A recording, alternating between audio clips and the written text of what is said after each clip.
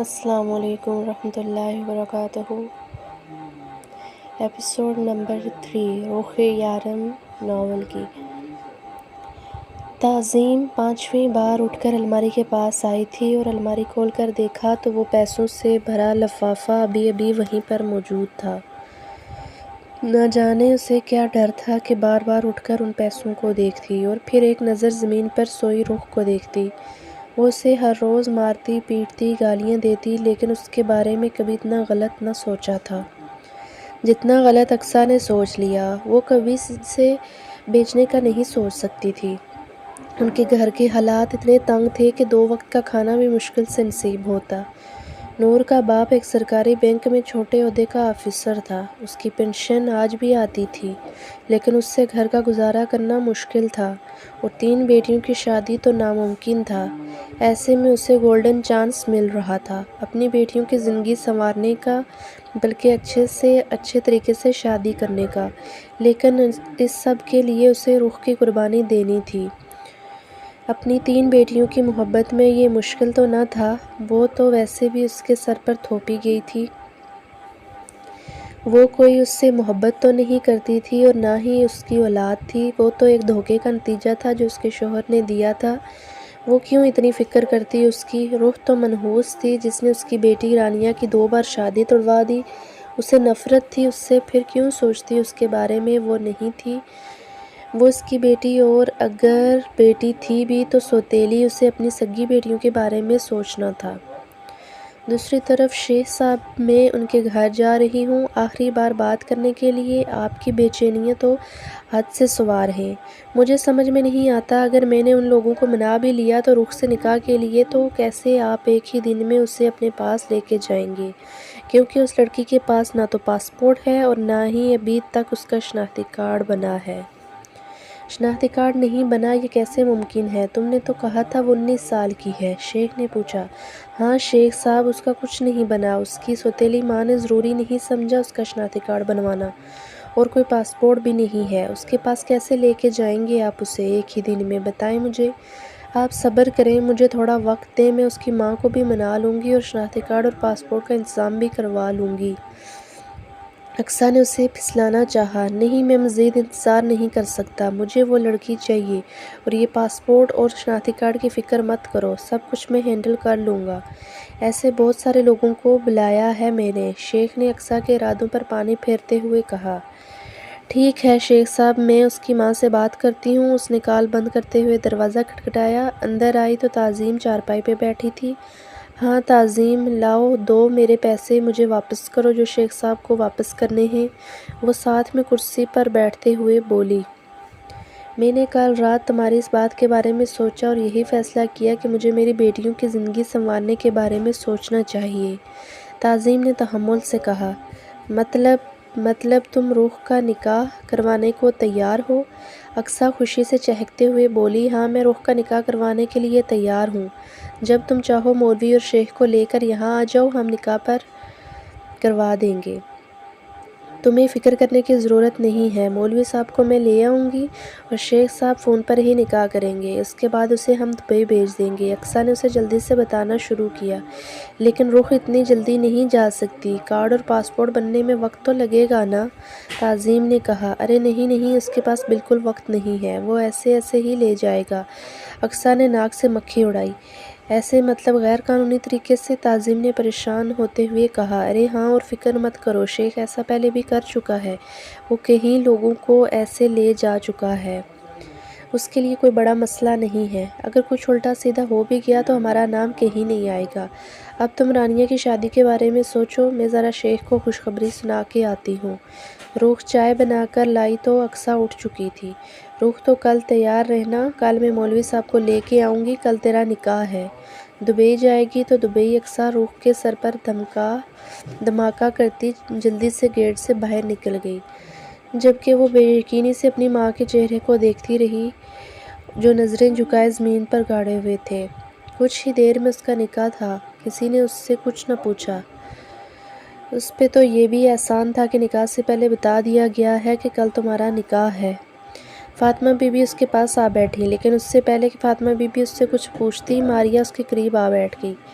جیسے اس کی امی نے سخت نظروں سے گھور کر بھیجا تھا کہ کہیں وہ فاطمہ کو کچھ بتا ہی نہ دے اور پھر پورے محلے میں ان کی بدنامی ہو۔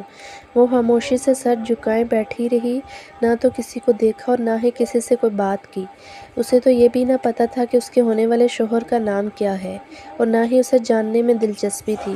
وہ تو آج اپنی یتیمی کا رونا رو رہی تھی۔ آج صحیح معنوں میں ثابت ہو چکا تھا کہ وہ ایک یتیم تھی۔ اس کے ماں باپ اسے دنیا میں تنہا چھوڑ کر چلے گئے، اور اب کسی بھیڑ بکری کی طرح اس کی رسی کو کسی اور کے حوالے کیا جا رہا تھا۔ اسے مار کھانے اور گالیاں سننے کی عادت تھی، لیکن نہ جانے وہ شخص اس کے ساتھ کیا کرے گا جس کے حوالے وہ کر دی جا رہی تھی۔ سنو، وہ لڑکی معصومہ آج 6 بجے کی فلائٹ سے پاکستان سے یہاں آنے والی ہے۔ جیسے ہی وہ پیپرز تمہیں ملیں گے تم انہیں شارف کے حوالے کر دینا، وہ کل جیل سے چھوٹ جائے گا۔ لیکن شمس کا کیا کریں گے؟ خضر نے پوچھا۔ اس کا تم کچھ نہیں کرو گے، اسے میں خود ہینڈل کر رہا ہوں۔ ابھی کچھ ہی دیر میں اس سے ملنے جاؤں گا۔ اگر سیدھے طریقے سے مان گیا تو ٹھیک ہے، ورنہ ویسے بھی بہت دنوں سے میں نے اپنے فیورٹ ہتھیار کا استعمال نہیں کیا۔ اس نے اپنے ہاتھ میں رکھے بلیڈ کی طرف اشارہ کیا۔ خضر کا تو اس کے ساتھ جانے کا ارادہ تھا، وہ ایک ہی پل میں کینسل ہو گیا۔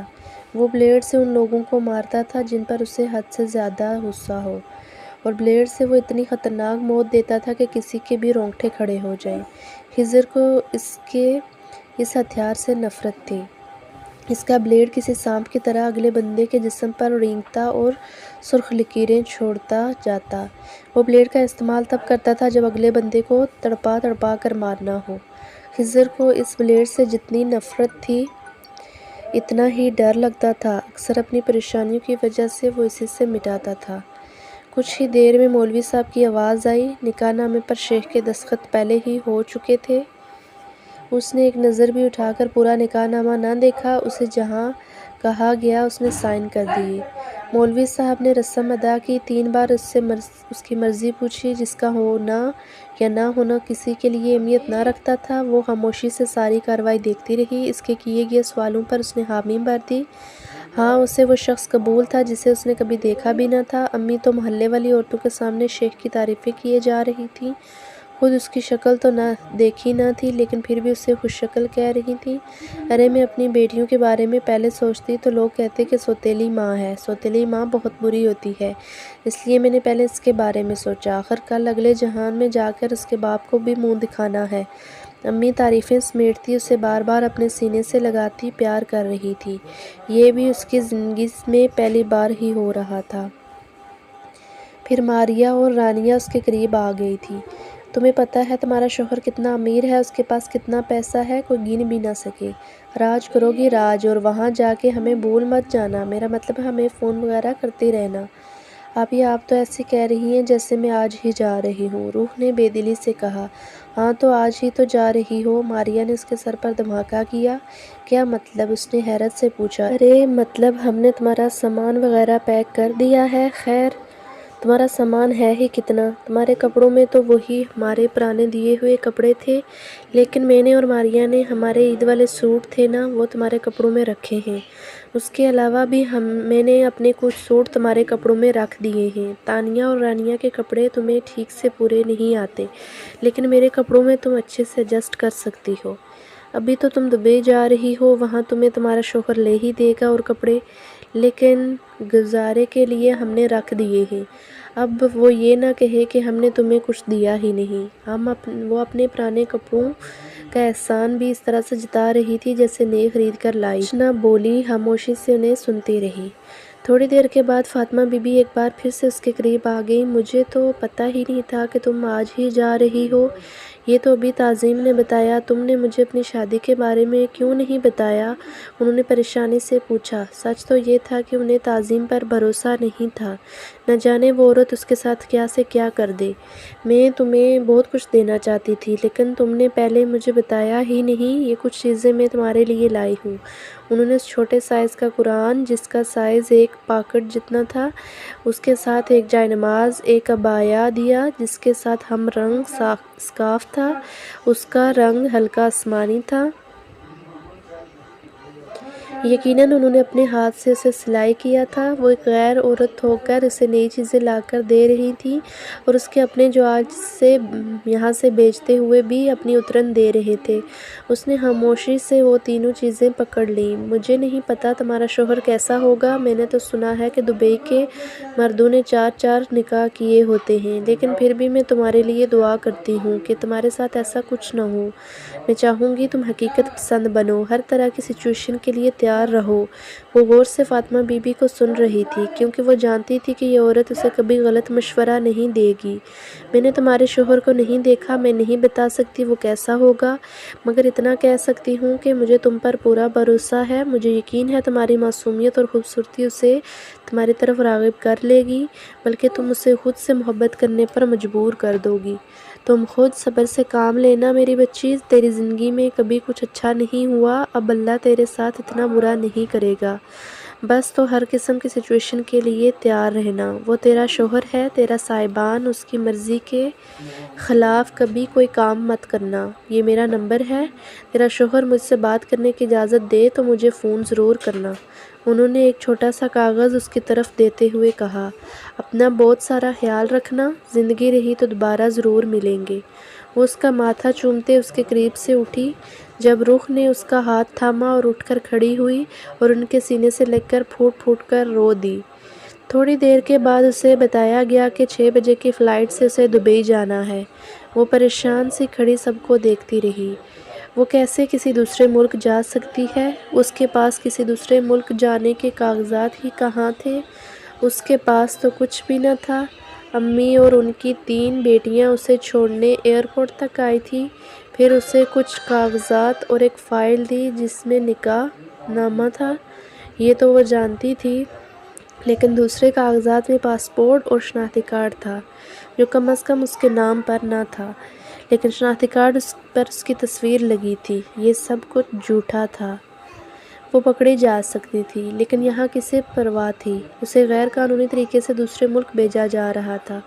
ان لوگوں کو اتنی بھی کیا جلدی تھی؟ صبر کر لیتے۔ اس کا شوہر اگر اتنا خرچہ کرنے کو تیار تھا تو اس کا اصلی کارڈ اور پاسپورٹ بھی تو بنوا سکتا تھا۔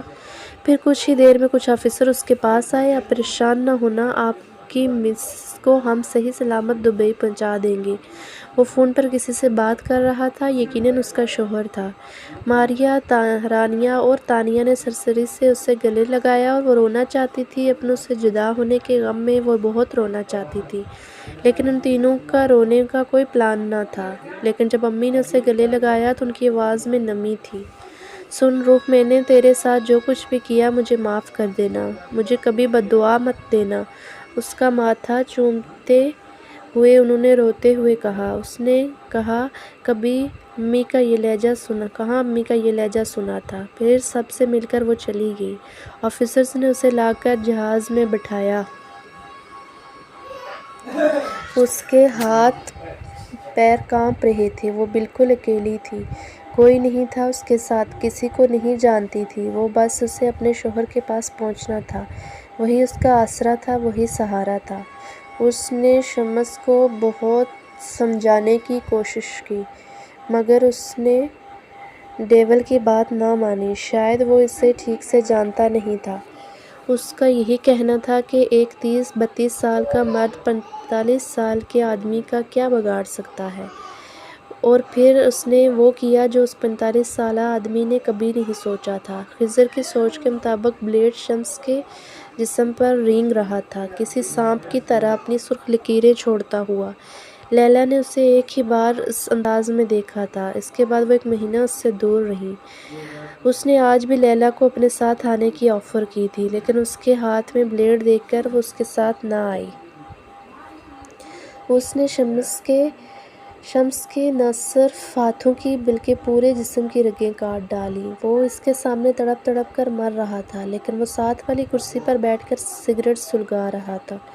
اس کی چیخیں سن کر اسے عجیب سا سکون مل رہا تھا۔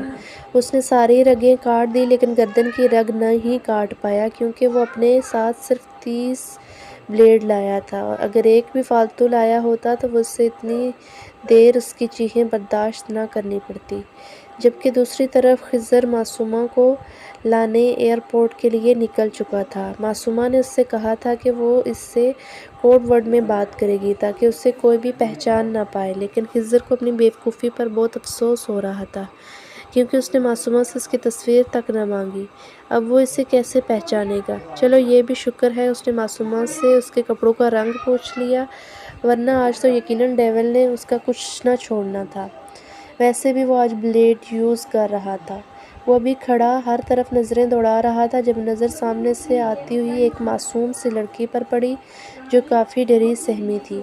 اس نے آسمانی رنگ کا عبایا پہنا تھا جس کے ساتھ اس نے ہم رنگ آسمانی رنگ کا ہی اسکارف لیا تھا۔ مل گئی معصومہ، وہ تیزی سے چلتا ہے اس کے قریب آیا۔ تم پہنچ گئی، میں تو پریشان ہو گیا تھا کہ تمہیں پہچانوں گا کیسے۔ خیر وہ پیپرز تو لائی ہو نا تم؟ اس نے فکر مندی سے پوچھا کیونکہ اگر اس بار پیپرز مین کچھ گڑبڑ ہو جاتی تو ڈیول اسے نہیں چھوڑنے والا تھا۔ جی ہاں میں پیپرز لے آئی ہوں۔ تو آپ ہیں میرے شوہر؟ اس نے حیرانگی سے پوچھا۔ شوہر؟ خضر کو جھٹکا لگا۔ سر آپ مجھے ایئرپورٹ پر لینے آئیں گے تو میں آپ کو وہاں کوڈ ورڈ میں مخاطب کروں گی کیونکہ مجھے لگتا ہے کہ میرے پیچھے کچھ لوگ لگے ہیں۔ اسے معصومہ کی فون پر کی گئی گفتگو یاد آئی۔ شوہر؟ ہاں شوہر تمہارا گھر پہ ہے، چلو میں تمہیں اس کے پاس لے جانے آیا ہوں۔ پیپرز مجھے دو۔ خضر نے بات سنبھالتے ہوئے پیپر مانگے۔ نہیں پیپر تو ہیں، انہی کو دوں گی، اس نے معصومیت سے کہا۔ تم مجھ پر یقین کر سکتی ہو، میں اس کا وفادار آدمی ہوں، خضر نے کہا۔ پیپرز میں نہیں انہیں ہی دوں گی۔ خضر کو لگا کہ اس نے ایک بار پھر سے اس سے پیپر مانگے تو معصومہ رونے لگے گی۔ وہ صرف نام کی معصومہ نہیں، پھر وہ سچ میں بہت معصوم تھی۔ فون پر بات کرنے والی لڑکی تو نہیں لگ رہی تھی، وہ تو بہت بولڈ اور ٹیلنٹڈ لگ رہی تھی۔ وہ آ کر گاڑی میں بیٹھے تب بھی روح کافی زیادہ ڈری ہوئی تھی۔ اب نارمل ہو جاؤ، مزید ایکٹنگ کرنے کی ضرورت نہیں ہے، خضر نے اس کی طرف دیکھتے ہوئے کہا جبکہ اس کی چھٹی حس اسے کچھ غلط ہونے کا اشارہ کر رہی تھی۔ کیا مطلب؟ روح نے معصومیت سے پوچھا۔ مطلب یہ کہ اب تمہیں ڈرنے اور گھبرانے کی ضرورت نہیں ہے، محترمہ اپنی اصلیت پر آ جاؤ اور وہ فائل میرے حوالے کر دو۔ خضر سے اب مزید برداشت کرنا مشکل ہو رہا تھا۔ یہ آپ کیا کہہ رہے ہیں بھائی؟ مجھے تو کچھ سمجھ نہیں آ رہا، اور میں آپ کو بتا چکی ہوں کہ یہ فائل میں اپنے شوہر کو دوں گی، تو آپ بار بار کیوں مانگ رہے ہیں مجھ سے؟ روح نے اس کی طرف دیکھ کر پریشانی سے کہا کیونکہ اس کی باتیں روح کے سر کے اوپر سے گزر رہی تھیں۔ بھائی میں تمہیں بھائی لگتا ہوں؟ خضر نے اسے گھور کے دیکھا۔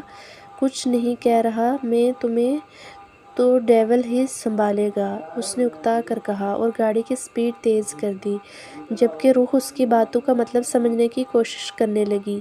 ڈیول؟ کیا یہ بے ڈھنگا نام اس کے شوہر کا تھا؟ لیکن یہ کیسا نام ہے؟ اس نے تو کبھی پہلے نہیں سنا۔ ہو سکتا ہے پیار سے کہتے ہوں، روح نے سوچا اور دبئی کی صاف ستھری خوبصورت سڑکوں کو دوڑتے ہوئے دیکھنے لگی۔ جبکہ خضر کو کچھ سمجھ نہیں آ رہا تھا۔ فون پر تو اس سے کافی بے باکی سے بات کر رہی تھی اور اب وہ اسے بھائی کہہ کر پکار رہی تھی۔ یہ فون والی لڑکی تو ہرگز نہیں لگ رہی تھی۔ سڑک پر چیکنگ پوسٹ دیکھ کر خضر کو اچھا خاصا غصہ آ گیا۔ اس کا منہ ویسے بھی بنا ہوا تھا کیونکہ معصومہ اس سے سیدھے طریقے سے بات نہیں کر رہی تھی، جس کی وجہ سے وہ کافی زیادہ غصے میں تھا۔ وہ جلدی سے جلدی اسے ڈیول کے سامنے لے کے جانا چاہتا تھا کہ تاکہ وہ خود ہی اس سے بات کر کے فائل معصومہ سے لے کر اس کے حوالے کر دے تاکہ وہ شارف تک وہ فائل پہنچائے۔ وہ ایسا ہی تھا، ڈیول اسے جو بھی کام دیتا وہ جلدی سے جلدی اپنا کام ختم کرنے کی کوشش کرتا، لیکن اس لڑکی کی وجہ سے اب تک وہ کام ختم نہیں کر پا رہا تھا۔ اس کا ارادہ معصومہ کو اپنے آدمی کے ساتھ گھر بھیج کر خود جیل جانے کا تھا، لیکن وہ تو تب ہوتا جب معصومہ اسے وہ فائل دیتی، جبکہ معصومہ نے آگے انہیں کے ساتھ کام کرنا تھا، جس کی وجہ سے وہ کسی بھی قسم کی بدمزگی نہیں چاہتا تھا، اور اب غصے سے اس کا برا حال ہو رہا تھا۔ روح پہلے اسے اسی طرح سے غصہ کرتے دیکھتی رہی، پھر گاڑی میں رکھے پانی کی بوتل اٹھا کر اس کی طرف بڑھائی۔ یہ پانی پی لیں، آپ کا غصہ ٹھنڈا ہو جائے گا، اس نے معصومیت سے کہا۔ تم اپنا منہ بند کرو اور خاموشی سے بیٹھی رہو۔ وہ غصے سے دہڑتے ہوئے بولا، کوئی اس حد تک ایکٹنگ کیسے کر سکتا ہے؟ برا مت منائیے گا بھائی، لیکن غصہ اس سلگتی ہوئی لکڑی کی مانند ہے جو دوسروں کو جلانے سے پہلے خود جلتی ہے۔ پلیز آپ غصہ مت کریں، اس میں آپ کا اپنا ہی نقصان ہے۔ میں جانتی ہوں آپ بہت بزی ہیں، بہت کام ہوگا آپ کو، میری وجہ سے آپ کو اتنی پریشانی ہو رہی ہے۔ وہ بولے جا رہی تھی جبکہ خضر حیرانگی اور پریشانی سے اسے دیکھنے میں مصروف تھا۔ لڑکی میری بات سنو، تم اپنی یادداشت بھول تو نہیں آئی ہو؟ دیکھو اگر ایسا ہے تو پلیز مجھے بتا دو، تمہارا سر کسی بھاری چیز سے تو نہیں ٹکرایا؟ میں تمہیں ابھی ڈاکٹر کے پاس لے کے چلتا ہوں، لیکن پلیز اپنی یہ بیکار بے فضول سی ایکٹنگ خبردار، جو تم نے ڈیول کے سامنے کی وہ سیدھا شوٹ کر دے گا تمہیں۔ خضر نے اسے تحمل سے سمجھانے کی کوشش کی۔ آپ کیا کہہ رہے ہیں؟ مجھے سمجھ نہیں آ رہا۔ اب روح بھی اس کی بہکی بہکی باتوں سے پریشان ہوئی تو آنکھوں میں موٹے موٹے آنسو آئے، جبکہ اس کے آنسو دیکھ کر خضر بری طرح سے کھٹکا۔ کچھ نہیں کہہ رہا بہن جی، ہم گھر چلتے ہیں، باقی باتیں وہیں ہوں گی آپ کے شوہر کے سامنے، خضر نے جیسے ہار مانتے ہوئے کہا۔ ٹھیک ہے، اس نے نم آواز میں کہا تو خضر کو ایک بار پھر سے اپنے معصوم چہرے کو دیکھنے پر مجبور کر گئی۔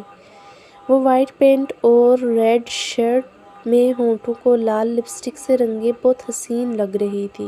وہ عام سے حلیے میں بھی غضب ڈھاتی تھی، اور اگر اتفاق سے کوئی ڈارک کلر پہن لے تو اس کی خوبصورتی کو چار چاند لگ جاتے تھے، اور آج اس نے جان بوجھ کر یہ رنگ پہنا تھا کیونکہ وہ جانتی تھی اس رنگ میں وہ بے حد حسین لگتی ہے۔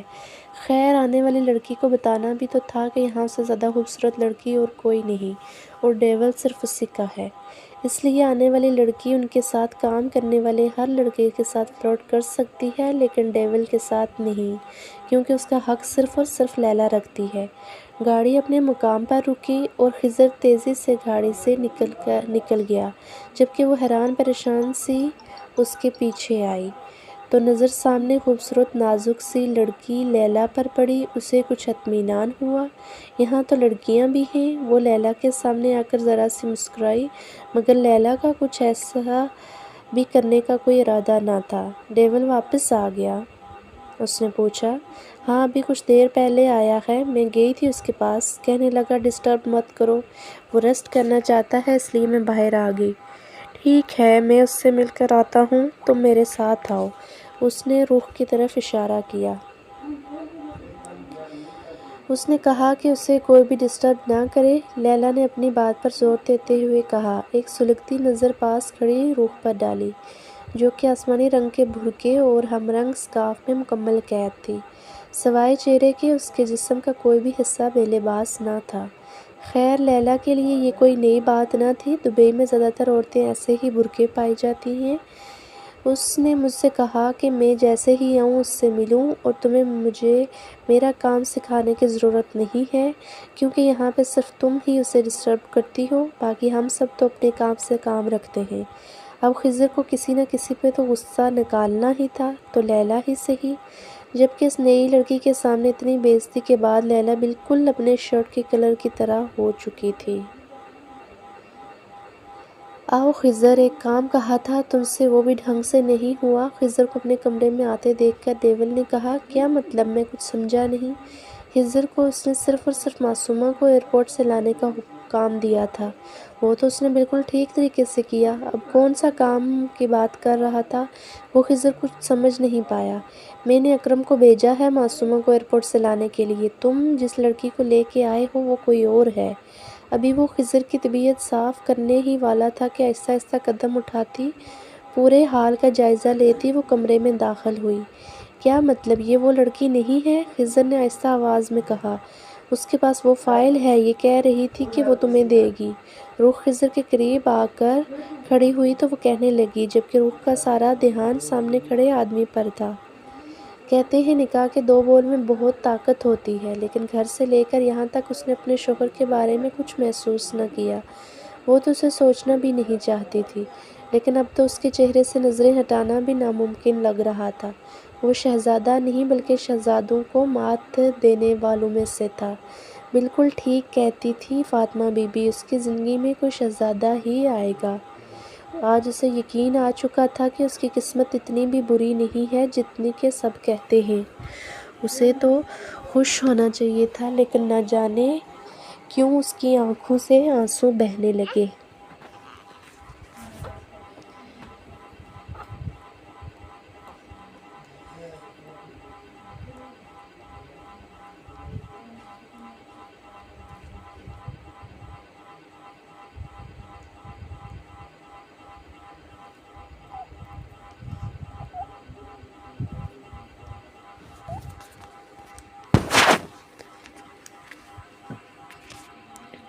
وہ اس کے سامنے کھڑا اس سے نہ جانے کیا بات کر رہا تھا، لیکن رخ تو بس اس کے گال پر نمایاں ہونے والا ڈمپل دیکھتی رہی، جو بولتے ہوئے اس کے گال پر روشن ستارے کی طرح چمکتا، اور پھر جب وہ خاموش ہوتا تب وہ ستارہ بھی خاموش ہو جاتا۔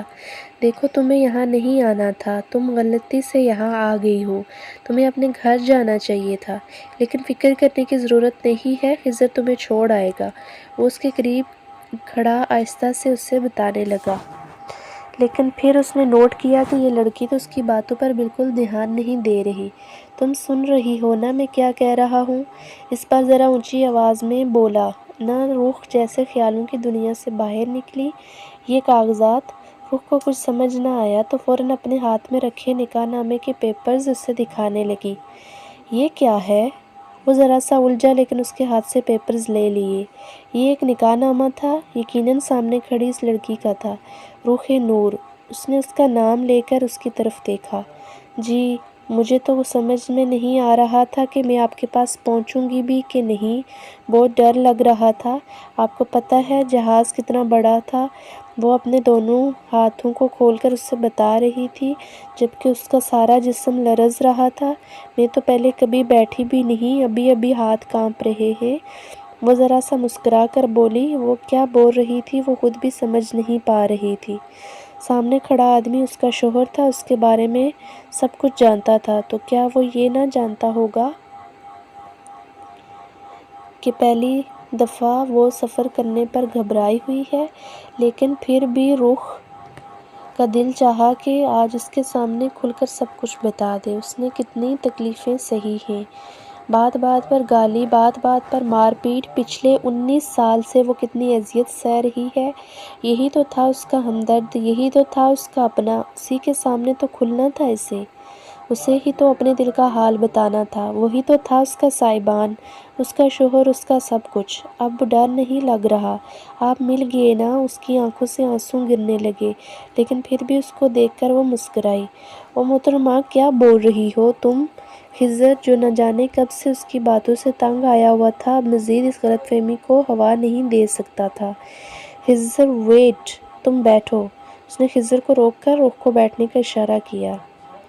وہ آنکھوں سے آنسو صاف کرتی مسکراتی ہوئی بیٹھی۔ تم نے کچھ کھایا؟ اس نے آرام سے رخ کو مخاطب کرتے ہوئے پوچھا۔ وہ سمجھ چکا تھا کہ یہ لڑکی اس سفر سے کافی گھبرائی ہوئی ہے، اور اگر وہ اس سے یہ کہتا کہ وہ اس کا شوہر نہیں بلکہ ایک ڈان ہے اور وہ غلط پتے پر پہنچائی ہے تو وہ مزید گھبرا سکتی تھی۔ اس لیے وہ اسے تحمل سے اس سے بات کر رہا تھا۔ اکبر سے کہوں کہ کھانے کے لیے کچھ لے کے آئے؟ تم آرام سے کھانا کھاؤ، پھر بات کرتے ہیں، اس نے نرمی سے رخ کو کہا، اور خضر کو لے کر باہر نکل آیا۔ یہ نکاح نامہ لو اور پتہ کرو اس لڑکی کا شوہر کہاں ہے۔ اس طرح سے کرتا ہے کوئی؟ ایسے کیسے اکیلے بھیج دیا لڑکی کو؟ ہاں، بیچاری کتنی ڈری ہوئی ہے۔ وہ ڈیول کی وجہ سے اس سے سختی سے بات کر رہا تھا، اب نارمل ہو گیا کیونکہ ڈیول خود اس سے اتنی نرمی سے بات کر رہا تھا، تو وہ کیا پاگل تھا اتنی معصوم لڑکی سے اتنی سختی سے پیش آتا؟ میں پتہ کرواتا ہوں اس کے شوہر کا، تب تک ہم اس لڑکی کو نہیں بتائیں گے کہ وہ انجان لوگوں کے پاس ہے، اور لیلا سے بھی کہو نارمل انسانوں کی طرح اس کے قریب رہے۔ ضروری نہیں کہ جیسا ہم سوچ رہے ہوں وہ ایسی ہی ہو۔ اس بار ڈیول کے لہجے میں کچھ اور تھا۔ مطلب میں کچھ سمجھا نہیں۔ خضر کو یہ بات کہتے ہوئے ہمیشہ ہی شرمندگی ہوتی تھی، لیکن وہ بھی کیا کرتا، ڈیول ہمیشہ آدھی بات چھوڑ دیتا تھا۔ ضروری نہیں کہ معصوم چہروں کے پیچھے لوگ بھی معصوم ہوں، یہ ہمارے کسی دشمن کی چال بھی ہو سکتی ہے۔ لیلا سے کہنا اکرم آ جائے تو فائل لے کر جیل چلی جائے۔ اس نے خضر کا کندھا تھپتھپایا اور باہر نکل گیا۔ ایک ہی دن میں زندگی کتنی حسین لگنے لگی تھی۔ اس کا شوہر نہ صرف دیکھنے میں اچھا تھا بلکہ بات بھی کتنی محبت سے کرتا تھا۔ یہاں تو سب ہی لوگ عربی میں بات کرتے ہیں لیکن وہ اس سے اردو میں ہی بات کر رہا تھا۔ امی اتنی اچھی کیسے ہو گئیں کہ اس کی شادی اتنی حسین آدمی سے کر دی؟ تو کیا انہیں تب اپنی بیٹیوں کا خیال نہ آیا تھا یا سچ میں وہ اس کی بھلائی چاہتی تھی؟ وہ اپنی سوچوں میں الجھی پورا حال دیکھ چکی تھی۔ اسے تو گھر ہی لگ رہا تھا لیکن کھانا رکھ کے جانے والے آدمی نے اسے بتایا تھا کہ یہ گھر نہیں ہے بلکہ کام کی جگہ ہے۔ کمرے میں آرام کرنے کے لیے بھی کوئی چیز نہ تھی سوائے کرسی کے۔ وہ اسے جس کمرے میں چھوڑ کر گیا تھا وہیں بیٹھی گئی۔ آگے پیچھے جانے کا تو سوال ہی پیدا نہیں ہوتا تھا۔ اگر وہ اپنے شوہر کی مرضی کے خلاف کوئی کام کرتی تو وہ اس سے روٹھ جاتا تو ابھی تو وہ ٹھیک سے جانتی بھی نہیں تو کیسے مناتی وہ اسے؟ اس نے کہا تھا تم کھانا کھا کر یہیں آرام کرو، واپس آ کے بات کریں گے۔ میں کیا بات کروں گی ان سے؟ وہ شرماتی گھبراتی بیٹھ کے سوچتی رہی۔ کیا پہلے بھی بے وقوفوں کی طرح بولنا شروع ہو گئی؟ اب نہیں بولوں گی ایسے، سوچ سمجھ کر بات کروں گی، وہ یہ نہ سمجھے کہ میں پاگل ہوں۔ میں آپ کی کچھ مدد کر دوں؟ اس نے یہاں ایک چیز جو بہت زیادہ نوٹ کی وہ یہ تھی کہ ایک آدمی ہال صاف کرنے کی چیزیں لے کر کھڑا تھا اور ہر 5-10 منٹ کے بعد صفائی کرنا شروع کر دیتا، جبکہ روح کو تو حال بہت صاف ستھرا لگ رہا تھا۔ شاید ایسے آدمی کی محنت کا کمال تھا۔ نو میم ہم کر لیں گے، آپ آرام کریں۔ آدمی کا لہجہ عربی لیکن بات وہ اردو میں کر رہا تھا۔ یہاں پہ سب لوگ اردو میں بات کرتے ہیں؟ اس نے اس سے رہا نہ گیا تو پوچھنے لگی۔ جی میم، یہاں سب ہی لوگ اردو میں بات کرتے ہیں، جس کو اردو نہیں آتی وہ سیکھ لیتا ہے، جیسے میں نے سیکھی۔ ڈیول اپنے سارے کام اردو میں کرواتے ہیں تاکہ مخالف پارٹی ہمیں نہ سمجھے۔ سامنے کھڑے آدمی نے اسے تفصیل سے سمجھایا۔ شاید اسے ابھی تک یہ پتہ نہیں تھا کہ معصومہ نہیں بلکہ کوئی اور ہے۔ حسن تم جاؤ، میں ان سے بات کرتی ہوں۔ روح نے مڑ کر دیکھا تو صبح دروازے والی لڑکی کھڑی تھی، لیکن اب اس کے کپڑے کچھ اور تھے۔ اسے دیکھ کر ذرا مسکرائی اور اشارے سے اسے اندر کمرے میں بلایا۔ روح بھی اس کے پیچھے چل دی۔ نام کیا ہے تمہارا؟ اس نے مسکرا کر پوچھا تو روح بھی ذرا سا مسکرائی۔ روح نور، میں لیلا ہوں، یہاں کام کرتی ہوں۔ تمہارا نکاح کیسے ہوا؟ میرا مطلب ہے تم اپنے شوہر کو پہچان نہیں پائی؟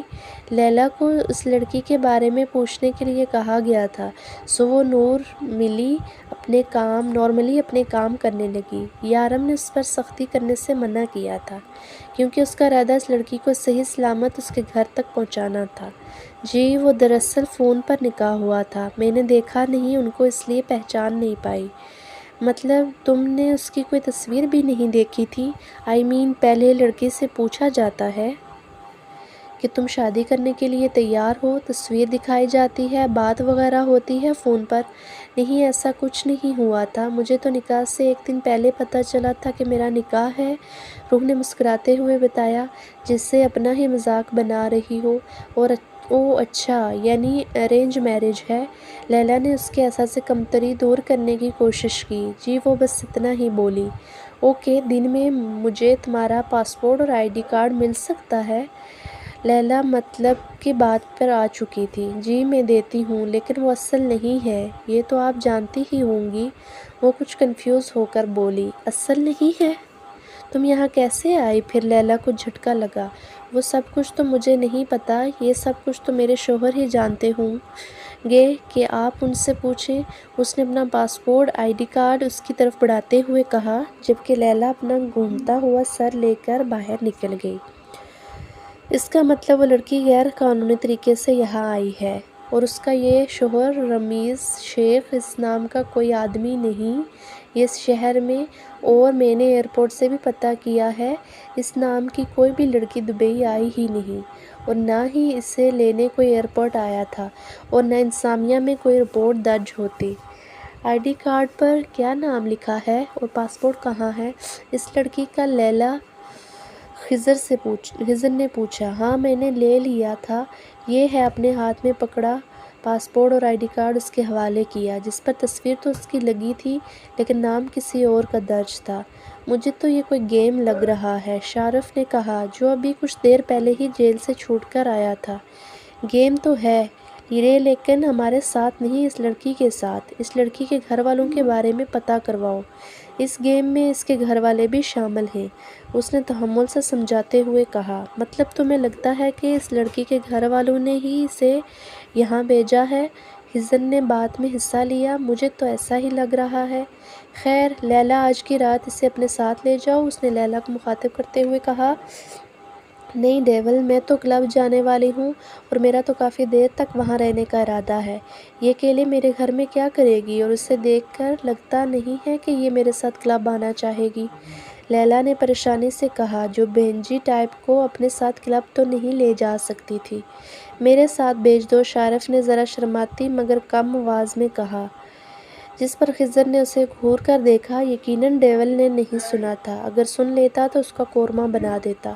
معصومہ کا کیا انتظام کیا ہے آج کی رات؟ ڈیول نے پوچھا۔ نئی لڑکی ہے، اس طرح اسے چھوڑ تو نہیں سکتے، اس لیے میں نے گودام میں اس کا انتظام کروایا تھا۔ اس کے بابا بھی وہیں رہتے تھے، اس کا کہنا ہے کہ جہاں اس کے بابا رہتے تھے وہ وہیں رہنا چاہتی ہے، خضر نے تفصیل سے بتایا۔ وہاں پر بھی اس لڑکی کو نہیں رکھ سکتے، وہاں اسلحہ ہے، اسلحہ دیکھ کر کہیں کچھ گڑبڑ ہی نہ ہو جائے، لیلا نے کہا۔ اور کسی ہوٹل میں بھی نہیں رکھ سکتے، اگر پولیس کو شک ہو گیا تو مزید مصیبت، شارف نے کہا۔ ٹھیک ہے، وہ میرے ساتھ رہے گی، ڈیول نے کچھ سوچتے ہوئے تینوں کے سر پر دھماکہ کیا۔ تمہارے ساتھ کیوں رہے گی؟ وہ لیلا نے اپنا غصہ دباتے ہوئے کہا۔ لیلا، میں تمہارے آگے جواب دہ نہیں ہوں اور یہ بات آخری بار بتا رہا ہوں۔ اسے لگتا ہے کہ میں اس کا شوہر ہوں، اگر میرے ہوتے ہوئے وہ کہیں بھی اور گئی تو مزید مسئلہ بن جائے گا۔ میں گنہگار بندہ ہوں، اس لڑکی کے ساتھ کچھ بھی برا نہیں ہونے دے سکتا اور اس کی مدد نہ کر کے مزید گنہگار نہیں ہو سکتا۔ اسے صحیح سلامت اس کے گھر پہنچاؤں گا، تب تک اس لڑکی کو پتہ نہیں چلنا چاہیے کہ ہم کیا کرتے ہیں اور کون ہیں۔ نارمل انسانوں کی طرح اس کے ساتھ رہو، خاص کر کے تم، اس نے لیلا کو گھورتے ہوئے کہا۔ لیکن وہ تمہیں اپنا ہسبینڈ سمجھتی ہے، ڈیول اس نے ہسبینڈ پر زور دیتے ہوئے کہا۔ ہاں لیکن میں اسے اپنی بیوی نہیں سمجھوں گا، میری نظر میں وہ کسی اور کی بیوی ہے اور ہم تب تک اس کی غلط فہمی ہم دور نہیں کر سکتے جب تک یہاں سے چلی نہیں جاتی۔ اگر کسی کو پتہ چل گیا کہ یہاں کوئی انجان لڑکی ہمارے ساتھ ہے، سب سے پہلے انسپکٹر سارم الرٹ ہوگا، وہ تو پہلے ہی ہمارے پیچھے پڑا ہے، صرف ایک موقع کی تلاش میں ہے، وہ صرف ایک، وہ بھی تم میں سے کسی کی نہیں بلکہ میری غلطی پر نظر رکھے ہوئے ہے اور میں اسے موقع نہیں دے سکتا، اور اگر لڑکی کو پتہ چل گیا کہ ہم کون ہیں تو سب سے پہلے یہ پولیس میں جائے گی۔ مجھے سمجھ میں نہیں آتا انسپکٹر سارم تمہارے پیچھے کیوں پڑا ہے؟ ہم سب بھی تو ہیں، میں کتنی بار اس کا دھیان تمہارے اوپر سے ہٹا کر اپنی طرف دلانے کی کوشش کی، لیکن پھر سے وہ تمہارے خلاف ثبوت کیوں ڈھونڈنے لگتا ہے؟ انسپکٹر سارم ہمیں کیوں کچھ نہیں کہتا؟ کیونکہ اگر درخت سے سارے پتے اتار کر پھینک دیے جائیں تو بھی درخت نئے پتے اگا لیتا ہے، لیکن اگر اس درخت کو زمین سے اکھاڑ کر پھینک دیا جائے تو وہ بنجر ہو جائے گا اور اس کے سبز پتے سوکھ جائیں گے۔ انسپکٹر سارم کی نظر درخت پہ ہے، پتوں پر نہیں۔